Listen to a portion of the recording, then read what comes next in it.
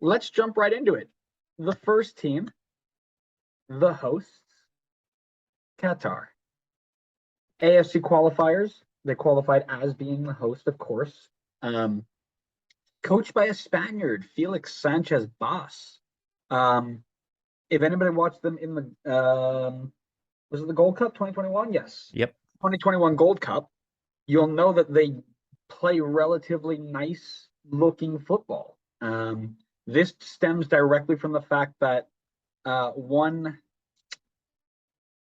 Xavi, is that how you pronounce his name? That guy who's coaching for Brocalona somewhere in Spain. Oh, Zavi. Xavi, there it is. Most of their players come from a team called Al Sadd in Qatar, which for the I believe was in 2019 to 2021 was coached by Spanish possession legend Xavi. So he taught them how to play football, and then Boss implements it at the national team level. It looks really nice. I remember watching them playing the Gold Cup and was like, wow, not expecting that. A little bit about their tournament history.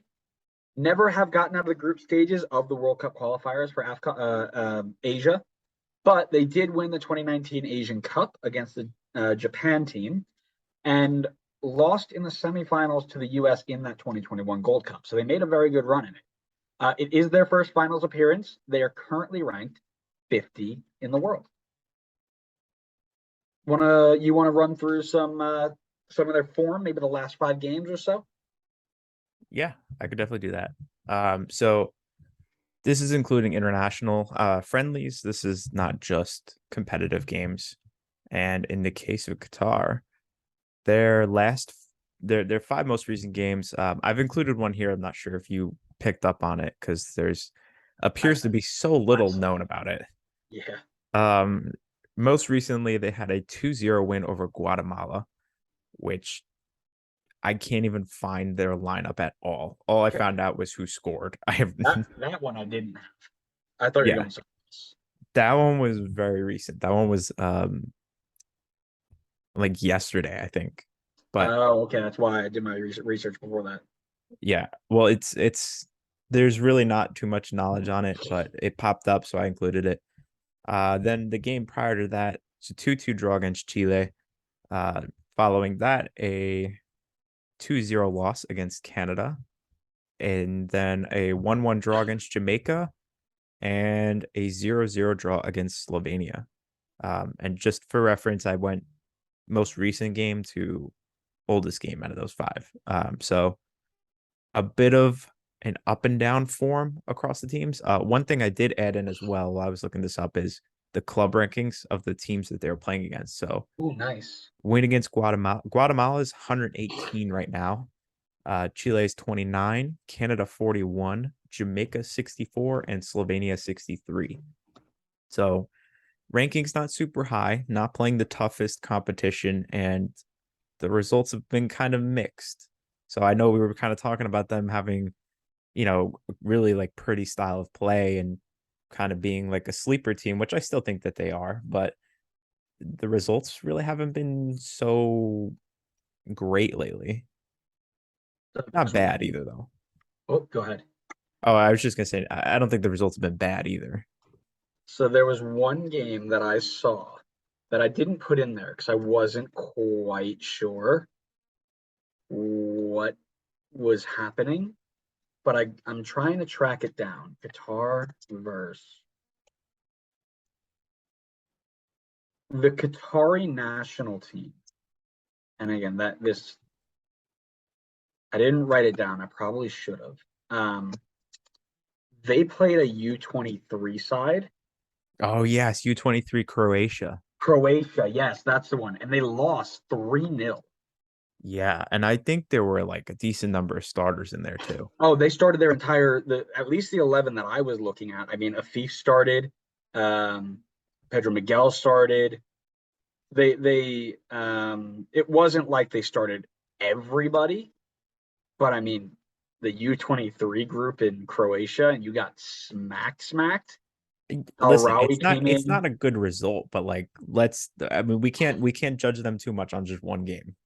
Correct, and I'm not. I'm just saying that was the one that I thought you were talking about. That kind of just jumped out at me. That definitely did jump out to me too. That was Yeah. surprising to see.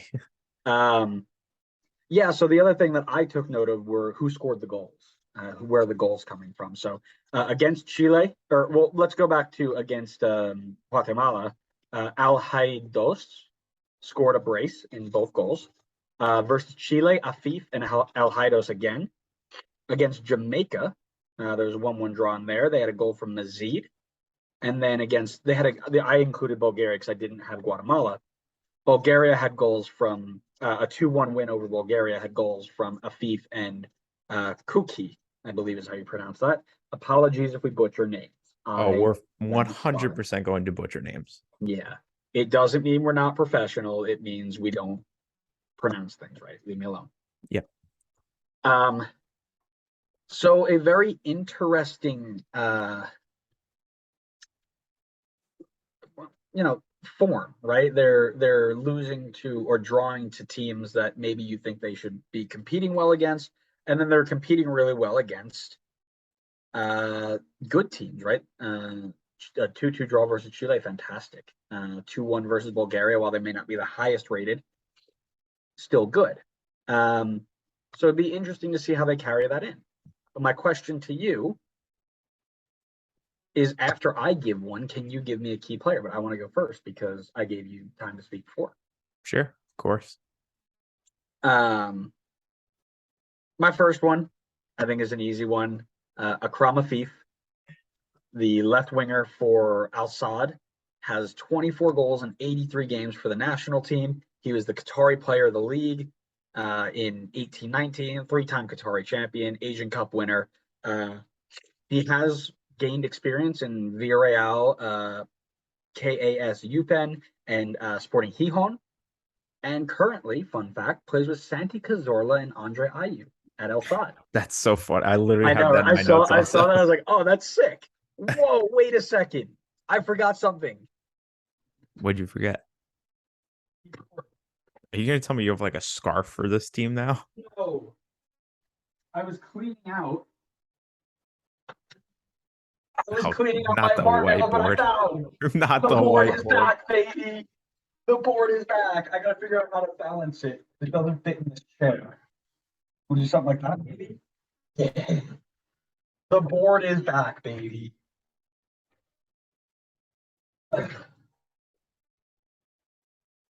It's blocking the scarf wall, though. How did this conversation remind you of the board? I don't know. The board is going away because it blocks the scarf wall, and that's more important. All right, fair enough. I'm glad we wasted that few minutes just randomly bringing out the board.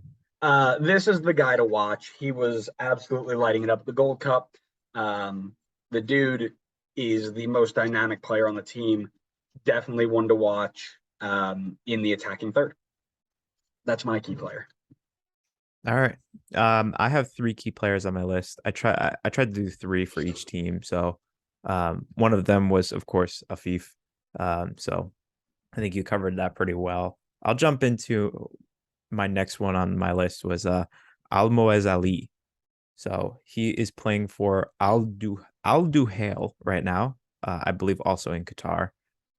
Fun fact for this team, up until just recently, this is where Toby Alderweireld was playing. No kidding. If you remember him. No kidding. I didn't know that. Yeah, but I think he just left. I don't know where he ended up going, but that's not important because we're here to talk about Ali. I was using SofaScore today, so sorry who scored. Who scored doesn't have enough ratings on these things. So SofaScore has given him a 7.28 so far this season in the Asian Champions League, or I guess they call it like the AFC Champions League or something like that. I could not find anything on league form. So I was just strictly looking at performance in the Asian Champions League. He has got 2 goals, 2 assists in 5 appearances so far, 7.28 rating. He's had a really good start in the Champions League for them right now. Internationally, he got an assist in that game against Chile, and he did not get any goals or assists in the other 4 games. So nothing against Canada, Slovenia, Bulgaria, And oddly enough, I don't know if you saw this either. They had a friendly against Lazio. Did not see that. What? My brain is broken over like why? How does that happen? How do you just have a friendly against a club team? I guess it was preseason for Lazio, maybe. Yeah, I So mean, they I know that club teams will play national teams from time to time, but I didn't know it happened here. yeah. Anyway, not to get too sidetracked there. Uh Almoez Ali, I think, is going to be the striker partnership with Afif. I think these two are two of the best, if not the two best players for Qatar. They're definitely going to be giving defenses a handful to deal with. Both of them seem to be in pretty like decent club and international form coming in, so we'll have to just see what happens. I had another player, key player. I don't know if you had another one that you wanted to jump in with. I did actually, funny All enough. right, sure. Have at it. My next and final one, I only had three here. I picked three. That's a fun number. Mhm. Hassan Al Haidos, the guy who scored the That brace. that's who I have too. Yep, the right wing also plays for Al Sadd. 34 goals and 160 appearances for Qatar. He's been an Al Sadd player for his entire career. Wow, my lighting is really messed up. That's fine. Um, he's a four-time Qatari champion, and he won the Asian Cup in that group as well. But it seems like those three are the go-to for Qatar up front. It seems like if you're going to have to deal with anybody, you're going to deal with those three. So Yep, agreed. cool. You have a predicted 11 for me? Yes, I do. This is going to be tough. Predicting the 11 for Qatar is, considering I don't know like any of the players, it's probably not going to be the easiest task here. So forgive me if I absolutely butcher this. Um, so I'll start off by saying that I have them playing in a 5-3-2, which seemed to be a formation. They played like a variation. Sometimes they play five in the back, sometimes three. I figured for the World Cup against strong competition, might be better for them to sit back a little bit more in a five in the back. So that's what I've gone with. And to go from, well, I guess I'll start with keeper. So keeper, I was a little unsure of. So right now I have in goal Saad Al Shib, who I have in goal. But I also did make note of Michal Barsham, who I Yep. think has been also getting some game time as well. I went with Al Shib because I think he had a little bit more experience, but I think either one of those guys could end up starting in goal for them. Then in the back five, from left to right, I've got Homam Ahmed at left wing back. I've got Abdul Karim Hassan Yep. at center back. Bualem Kuki at center back. Bassam Al Rawi also at center back. I've got Pedro Miguel at the right wing back spot. I also made note that it could possibly be Ismail Mohammed, but considering Pedro Miguel is a defender versus Mohammed, who's I think more of a winger, I went with the defender in that spot. Yeah. Uh, Midfield three, I've got Budaif, Hatem, and Al Haidos. And then up top, I've got Al Moez Ali and Akram Afif. Shockingly, we have the exact same starting 11. Do we really? We were the same thing? Yeah. So if you look back to their, uh, what was it? Not their friendlies, but their Like the Gold Cup? matches. I think it Or was the like, Gold Cup. Yeah, that was essentially the whole group that played at the Gold Cup minus the switch outs here and there. Um, so I would suspect that is who they're going to go with, barring any injuries, right? mhm. Um, yeah, the goalkeeper situation for me is going to be, I believe it'll be Al Sheed. According to Transfer Market, he is their normal captain, so I assume he will get the majority of the reps. But Yes, Barshan has been working his way in there, but again, it's that front three that you're going to have to keep an eye on. They're going to play through Budayf and Halem, work it to those wing backs because they will either start in a 5 or a 3, and those Pedro Miguel and Ahmed will move higher and they'll play through the lines that way.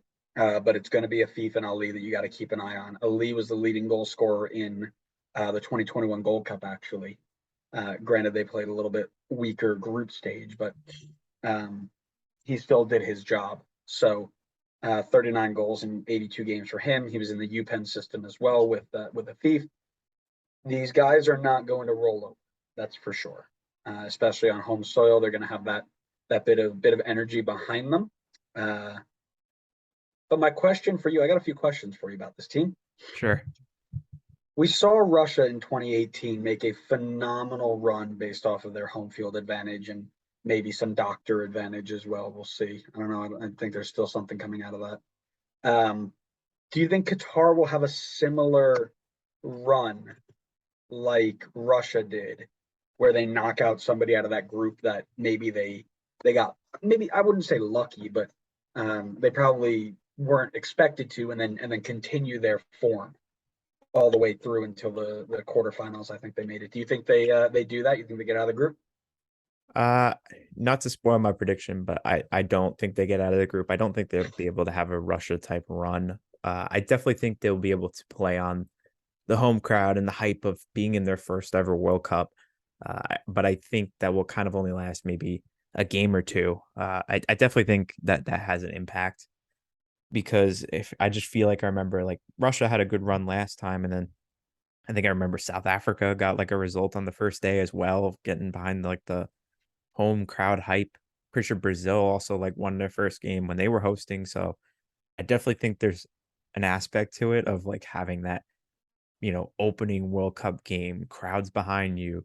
I think it'll definitely have an impact within like the first game or two, and it could easily cause an upset. But I don't think they have enough to make a Russia type run. I agree with you. I don't think that they're going to make a massive run, but arguably they are playing the easiest of their three opponents first. So they have the best shot to move up in that group and cause some you know if they win that game and Senegal and Netherlands tie, they're sitting pretty. So you never know. Um, I agree. I think that they won't be able to. I think of anything. I think they will go and do.